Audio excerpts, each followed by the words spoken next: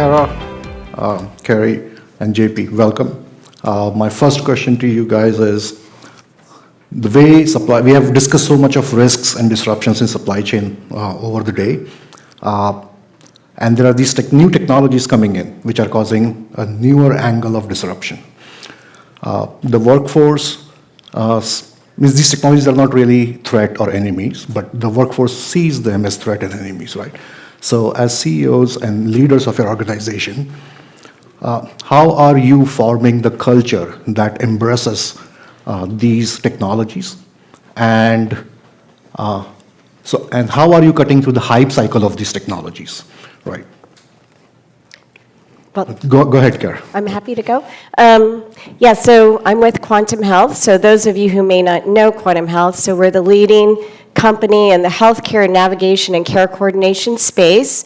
We work with over 500 employers in the country to help their members navigate their healthcare benefits. And with supply chains, you've never seen a more crazy supply chain than exists in healthcare. It's fabulously complex, and we sit at the intersection with the employer who's paying for it and the patients who are consuming it.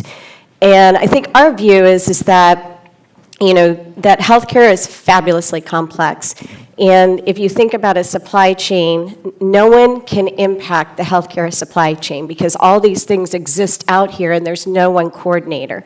Right. And our job is to really help coordinate that and pull that together in a way that makes sense for the providers that are treating patients and the patients that are going through this journey, this very complex emotional journey. And in our industry, there's been a lot of solutions out there that are digital only, that are designed to inform or impact people at a specific point, but they come with a lot of hype because they do have some excitement around them.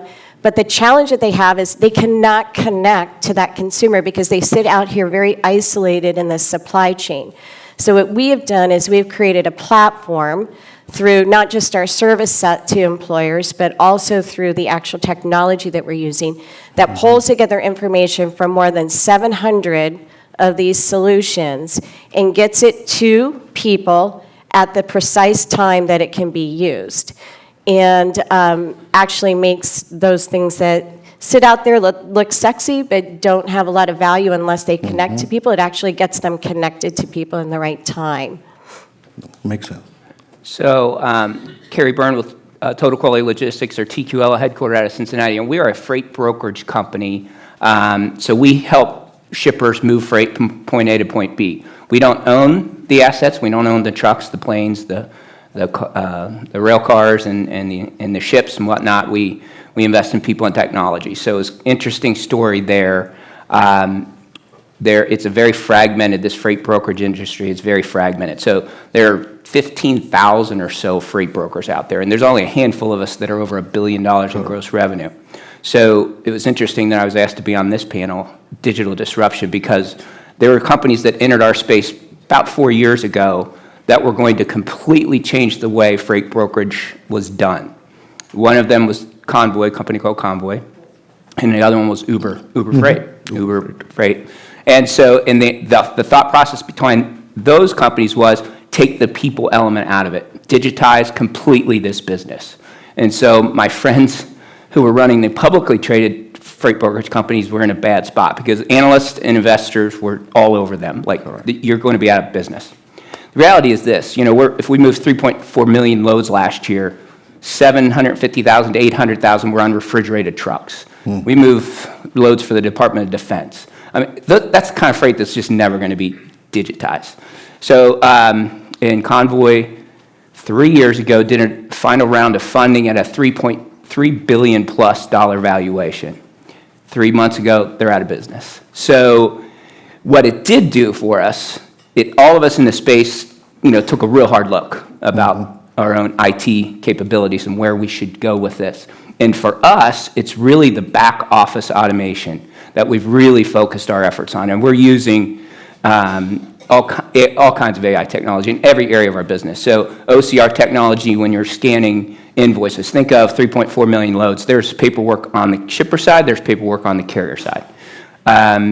we've automated much of that process. There's chatbot technology throughout all parts of our business. So if you're an entry-level employee and you're logging into the TQL website and you want to apply for a job, your interaction is with a chatbot for the first couple cycles, likely. Appointment setting, thousands of appointments a week are being set, with chatbot technology. To your question, is that a threat to our current employees? No, that's not the kind of work that they want to do anyway, and we have plenty of, so we think, as an example, a data point, we saved 272,000 man-hours in 2023 by utilizing this technology. So we're really focused on kind of back office automation and being more efficient. Got it. And JP, you? Thank you. Yes. Yes, I'm JP Nauseef, JobsOhio. Say hello to our board members that are here today. So I like to do that for our board members. So we look at it two different ways at JobsOhio. We're a small not-for-profit, and we always want to behave like a business. I think that was the idea of privatizing the economic development function, was to add the speed, agility, innovation, and business knowledge into a economic development entity. So we want those processes that we use to seek out external business to remove as much friction and to give us the most amount of leverage possible. So we typically will work with a third party.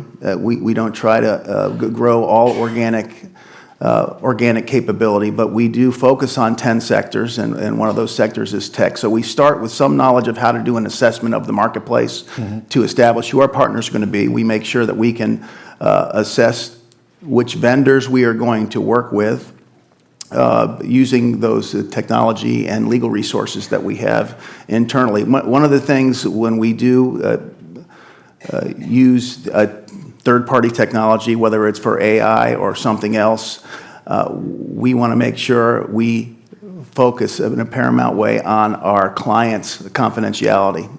A lot of what we do is driven by privacy with the vendors. With the clients that are looking to expand their business, they share all kinds of private information about their strategies, their expansion plans, their financials, and it's information that they do not want shared until they're ready to share it, because they don't want their competition to know, they don't want the financial markets to know. So we go in with that lens internally when we're partnering. And we are in the process right now of establishing a vendor relationship to make sure we can do integrated training with our leadership team to make sure we're looking at all the internal opportunities. But the real upside for us is how is AI going to impact the markets and the industry sectors that Ohio cares about, where Ohio wants to import capital and grow, where existing Ohio companies want to expand. And that's where we're really looking for the opportunity as a highly leveraged organization. So on one hand, we're a small not-for-profit with 100+ people, but we leverage our knowledge of the industries and our knowledge of Ohio and our knowledge of the communities in Ohio to bring capital here. And we're exploring how to use AI to do that primarily through third-party partnerships. Got it, JP. So, JP, you bring up a good point, right? So let me switch over to, so you spoke about AI, and when we speak about technology disruptions in the supply chain space, there used to be a hype on visibility post as soon as we got out of COVID. And now it has suddenly shifted into digital twins and AI is used synonymously with Gen AI, right?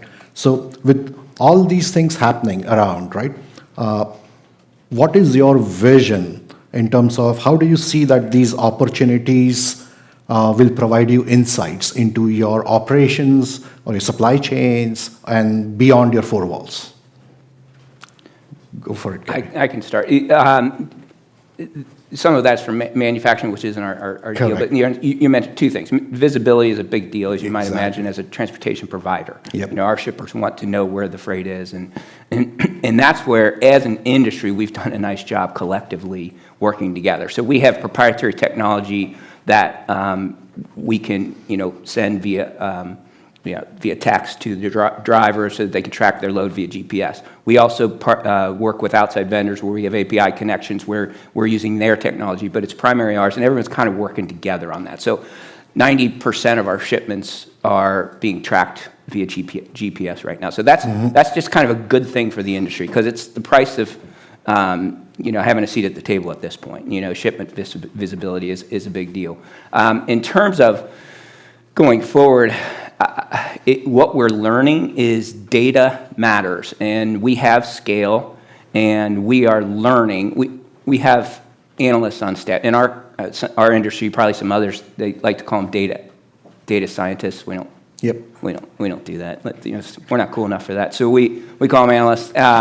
And we're learning through the use of the AI technology, what can we learn from this data? And to be quite fair, we're early on in that process. Okay. So we have massive amounts of data, and healthcare is getting more complex, not less complex.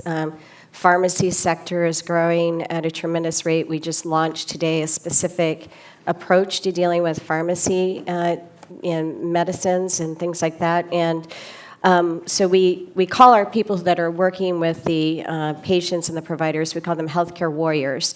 And they have to amass, take in information, be able to deliver a solution, execute on that solution very quickly, using all of these assets that we have at our disposal. And we're very excited. We're using AI and Gen AI actually to pull quickly from all of these data sets, pull very quickly, and provide the insights and options available, which allows our warriors to really focus a lot more of their time and attention on the needs of the patient or the provider. And so it's really important to do that because it's so incredibly complex and it's not getting simpler, and it's too much to have people kind of hunt and peck and do it the old way, and programming it, with ones and zeros and code and everything, it's not as intuitive as being able to ask a really good question, and we have our warriors through this process actually train the system and grade the system, so it's getting smarter, more accurate, and better all along. And they don't have to use the suggestion, they have to obviously exercise their own decision-making in it, but it's super helpful to get that simplicity from mass complexity. Yeah. And JP, you're coming from a very different industry. Very, very different, right? So I'll use the same analogy, two different businesses. One is, I would call it the business development supply chain. Again, we're trying to share and communicate and convey Ohio's value proposition as close to a decision maker as possible in an industry and or its partners or supply chain, conveying as quickly with as little friction as possible the information that's going to help them make a decision to deploy capital in Ohio versus doing it in Indiana or Texas or somewhere else. So we start with data. Again, JobsOhio and our network partners, I have also seen a couple of our network partners here today, use a business platform that's pretty common. We use Salesforce, just like I'm sure many of these businesses here use, but I can tell you coming out 20 years ago from a regional economic development corporation, it was unheard of that you'd be using Salesforce. So we have the data, we have a very disciplined human process to collect that data, and we mine that data to help us identify when a company may be ready to expand, who a likely partner might be, and even the quickest path from each individual to an actual decision maker. And so we internally for our process, the supply chain of business development, we mine that way. But again, I think the most leverage and the way we're going to expend most of our time and resource to leverage AI is how do we use that? Again, as an example, the data center industry is a great example. And if you look back 10 to 12 years, before the incredible growth that you've seen, starting with the Columbus market and now spreading all across Ohio, I would say we looked at data centers as lost leaders. We wanted to plant some seeds.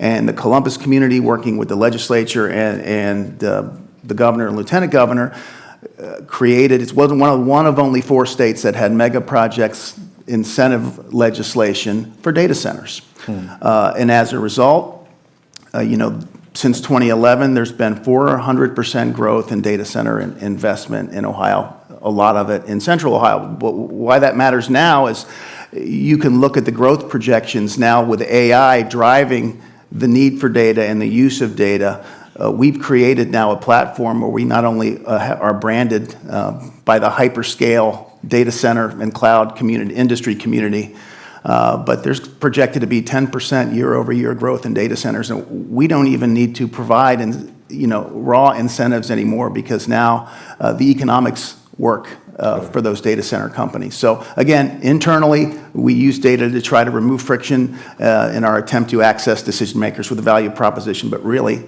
the big gain is going to be to leverage that for economic gains and economic development investment in Ohio.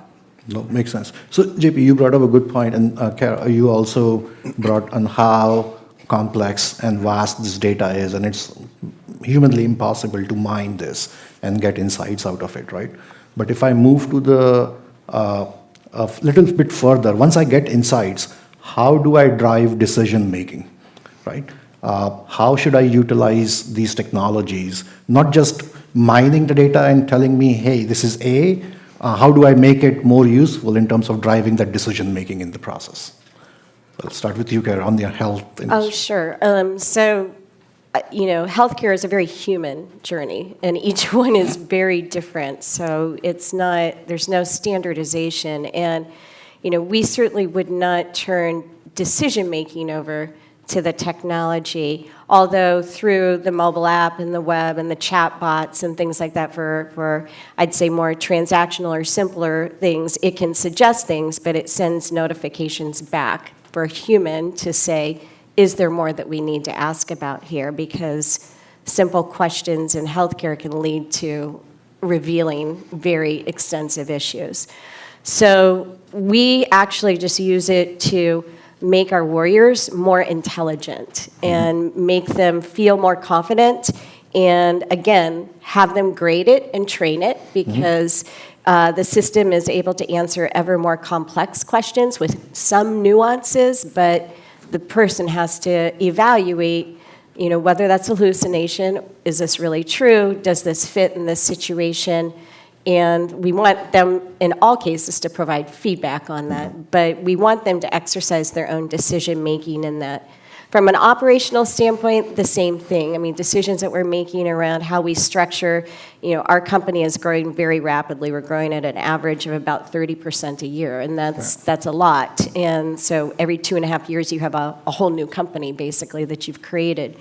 And so you have to always be revisiting your operational things, how you're doing things, how you're supporting the business, et cetera. So again, it enables us to see patterns and to suggest things that would be really hard for humans to, you'd have to spend a lot of man hours to get at that. But it also seeds the decision-making from a priority standpoint and everything to the leadership to make those decisions, or the managers to make those decisions. We are using it in several areas. Pricing for us is a big deal. Pricing through COVID was crazy. Now it's back to normal levels. But we have so much internal pricing data and history. We also partner with other companies in the space. So there's that. There's sustainability. It's incumbent upon us to reduce the number of empty miles. Every shipper wants to talk about that. Every enterprise level shipper wants to talk about that for all the right reasons.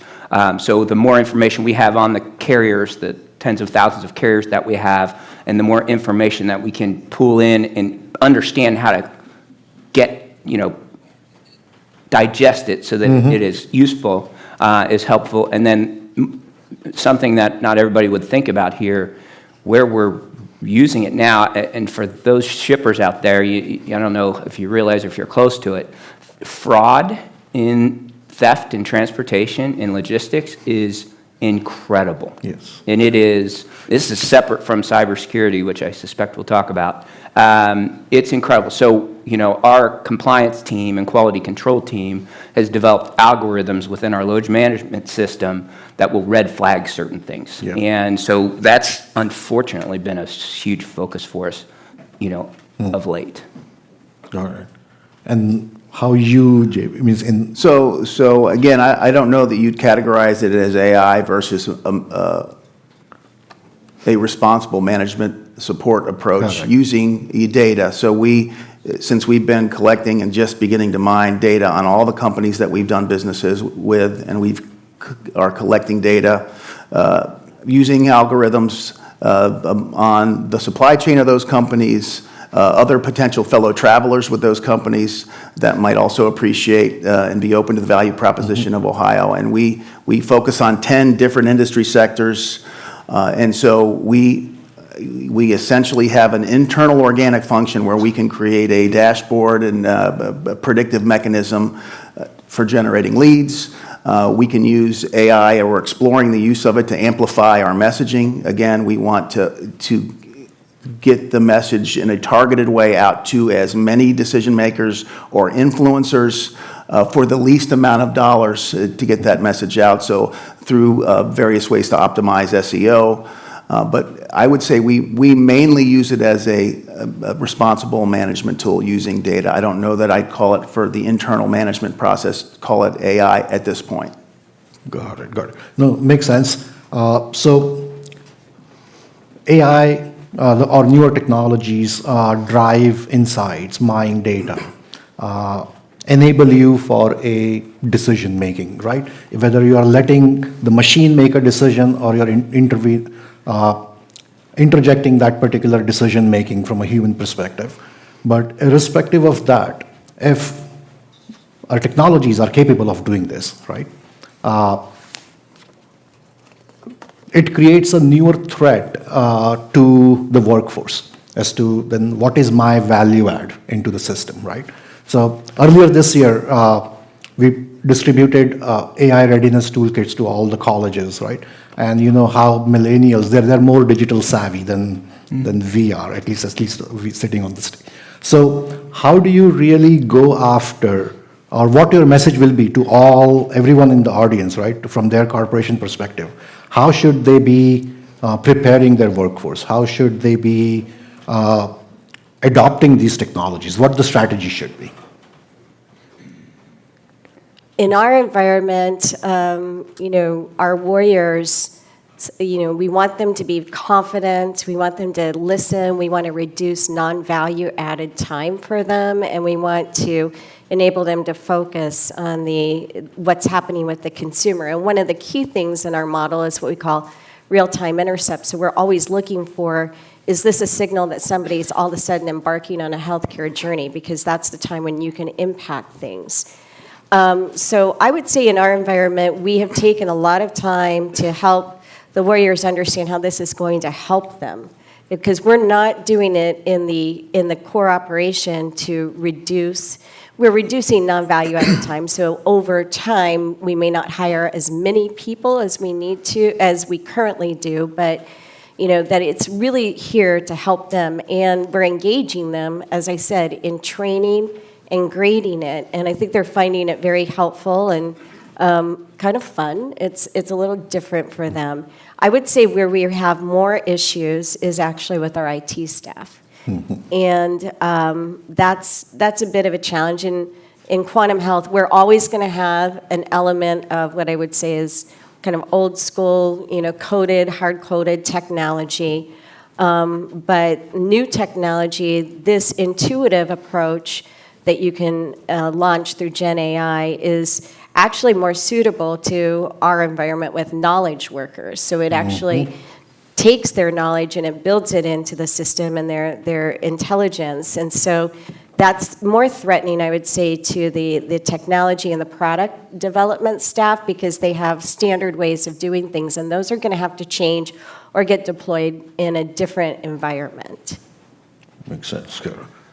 I referenced it earlier, at least in our shop, any productivity gains we earn isn't going to mean that we're letting somebody go. I mean, we've saved over 100 FTEs a year doing a certain part of the job. It doesn't mean there are other opportunities, so we don't even look at it that way. I will say in our space, think of warehousing. So you have robotics going on, and I do know that there's some angst in that area, but what I would say to that is, we've heard from everyone today, there are more jobs than there are workers to fill them. So I believe it's a non-issue. Okay. So I don't see that there's any resistance or fear inside an organization like ours. I think the opportunity for our organization to utilize that is how much additional amplification and leverage it provides our team. It's a very customized business. Each deal and project that JobsOhio does with a client, either an Ohio client that's expanding or a company from out of the state that's establishing an investment location here, each deal is customized and different, and I suppose one day that process could be automated, but I think the opportunity that and using AI and data to generate more leads and higher quality leads brings a better return on investment for Ohio on every dollar that we invest into helping that company. And so again, we have some organic development, but we partner with third-party vendors so we can build on some of the expertise that's already out there, all in an effort to expand the leverage and amplify the leverage we have for the same dollar. Got it. So you all touched at some point, right, Kerry, in terms of ethical use of the AI. Then you touched on cybersecurity and frauds happening over there. So we'll jump to the security question. With all this data flowing into these technologies, privacy, health, all of these are super, super sensitive data, right? So from a cybersecurity threat perspective, right, they are also using similar technologies. So our advancement and their advancement are pretty much at step, toe to toe. So how do you protect, right? And what are your views on how do we, as a business community, should attack it in terms of how do we secure things? Yeah, it's not going away. I mean, and then the reality is, I never thought we would have 12 FTEs in our cybersecurity group. And we're not even in healthcare. In theory, we're not high on the list of targets. But it is, the numbers are staggering, the amount of, phishing attempts and everything. I mean, we just get hammered every day by potential hackers. And the bad guys are usually bad actors, as everyone says. Yep. They're learning it too, and it just makes it that much more complicated. So the harsh reality is we need to continue to invest in protecting our customers, our carriers, and our employees, but in partnering with, there are some companies that have some really good products that we, we spend a lot of money on it, but we have to, and that's just harsh reality. It's not going away. Yeah, it's a big issue. I mean, we deal with private health information, which is highly regulated, and there are standards, and we work hard to make sure that what we're using exceeds it. And probably in addition to protecting the information that flows organically to us from providers and the members, and just that we have these 700 plus vendors that are feeding into our system so that we can activate their solutions as appropriate. And that's kind of, that's what spins up a lot of work, because we not only have to worry about our system and our platform, but what's coming into it. And just to give you a number, we work with 700 that have been qualified. There are 11,000 of them out there, and so that's a small piece of them, and a lot of them are new companies, startups, they're in various levels of maturation, and it's something we have learned to be extremely diligent about. And in the healthcare space, Interqual just had a big breach, so everybody's dealing with this in various ways, and they are definitely targeting. I myself have had 5 emails just this week alone that were phishing things, and you just don't click on anything. It's not getting better. It's going to get worse. Yeah, it's a big deal in our organization, and we've made compliance a part of the culture. It's part of my daily and weekly management agenda, and we make it the agenda of our leadership team. And our standard is 100% in client compliance for all the training on phishing and smishing, and the training tools we use don't allow you to phone it in or pencil whip it. If you don't pay attention and at least learn the basics, you're going to be sitting in front of your computer for a while. So we address it at our all calls twice a month. I have a standing weekly meeting with our compliance team We do that once a week, and our standard for all of the training is 100% compliance on time when we said we would be compliant, because we get attacked constantly. So many times, you know, if someone gets a text from me asking for 200 gift cards, you just know I didn't send it, right? But those things that probably happen to many of you, but the cyber attackers are getting more and more sophisticated. So it is so important to keep up with it, because missing a generation, you and your organization will fall behind. So we pay very close attention to it. It's sobering when I meet with our head of cybersecurity, and he shows me information, because I'm quoted. I'm our media person, and I'm the outside face. I'm the second most, you know, second highest target within the company. Like, because they see my name, and it's like, oh, it's kind of unsettling, to be honest with you. And we have an internal program, like many of you do, where you just, you know, it's part of your training. You send them out, and you see how many people click on the training fake email. It's just kind of scary. I mean, Yes, we have about 9,000 people. I get it, but come on. Yes. That's what you have to keep doing it. Yeah. I could go on and on. Correct. So before we wrap up, one last question for you guys. Which technology are you most excited about? And how do you see that changing your specific industries? Right. We're really excited about Gen AI. I mean, I think it's right up our alley. Knowledge workers, complex, very individualized solutions that have to be delivered. I'm just really excited. And we have this is our 25th year in business. That makes me really old. But we have 25 years of data. We have all this experience, and I'm just really excited to see how that's going to really open up and help our warriors be even better and give better solutions to people who desperately need it. I don't think there's a specific technology in our space. What I would say for TQL, we are going through not only an ERP implementation, which everyone here knows how lovely that is. We're moving to Oracle. We're doing Load Manager is our proprietary system that we track our loads, we build our loads, our CRM solution sits in that. So we've built that over the 27 years we've been in business, and it's good technology, but it's time to modernize it. Yeah. So for a number of reasons, probably the primary one would be if we want to put it on the cloud. It's not, we're not able to do it as it currently sits there. But the exciting thing for us is this is a good time to do that with all of the new, API connection opportunities and things like that. So it's a long, expensive process, but it's a really kind of a good time. As arduous as it is, it's kind of exciting for us. Got it. Yeah, I'll answer it a similar way. I don't know that I'd pick one technology, but the category I think is really exciting, and it's, I think, especially exciting for the Midwest and for Ohio, because the more data and machines start taking on some of the roles and the work done by human beings, the more human beings will be seeking out community and place. And that's what Ohio offers. We offer location. We offer this great combination of livability, affordability, and diversity of industry, diversity of community. And so as more and more people seek community, Ohio, as the heart of it all, is going to be one of the natural locations. And we intend to make it the location. Way to tee him up. Yeah, way to tee him up. exactly. Thank you for teeing me up. Nicely done. Thank you, JP. Thank you, Kerry. Thank you, Kerry. It was lovely talking to you guys.